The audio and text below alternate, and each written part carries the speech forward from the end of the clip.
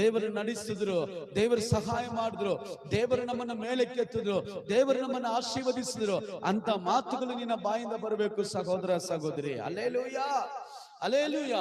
ಈ ಮನುಷ್ಯನ ನೋಡ್ತೀವಿ, ಅವನ ತನ್ನ ಮಹಿಮೆನ, ದೇವರ ಕೊಡಬೇಕಾದ ಆ ಘನತೆಯನ್ನ, ಸಲ್ಲಿಸಬೇಕಾದ ಗೌರವನ್ನ ಇವನು ತೆಗೆದುಕೊಂಡಿದ್ದ ಅವನು ಹುಳ ಬಿದ್ದು ಸತ್ತನು ಅಂತ ನಾವು ನೋಡುತ್ತೇವೆ. ಅಲ್ಲೇಲೂಯಾ.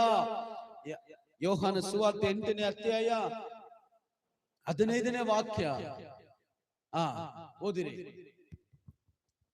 ನೀವು ಹೊರಗಿನ ತೋರಿಕೆಯ ಪ್ರಕಾರ ತೀರ್ಪು ಮಾಡುವವರು, ನಾನು ಯಾವನಿಗೂ ತೀರ್ಪು ಮಾಡುವುದಿಲ್ಲ. 15:8-15. ದೇವರು ಆ ತೀರ್ಪಲ್ಲಿ ಕೂಡ ಕರ್ತನಿಗೆ ಮಹಿಮೆ ಪಡುವಂತೆ ತೀರ್ಪು ಮಾಡ್ತಾನೆ.